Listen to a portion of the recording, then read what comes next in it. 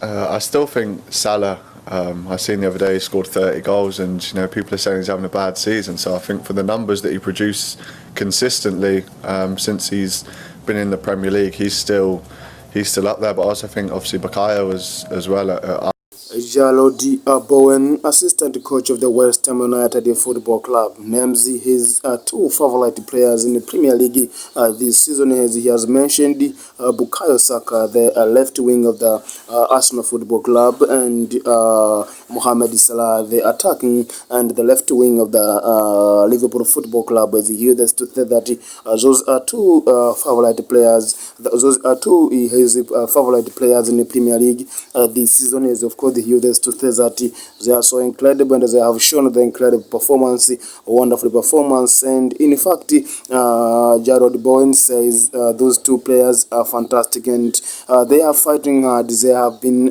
dangerous towards their opponents. Of course, he is just remembering them in different things. Of course, for sure, he is just he has decided to name them due to their ability of to possess the ball, and in fact, it's due to their ability of maybe leading the attacks to their opponent. In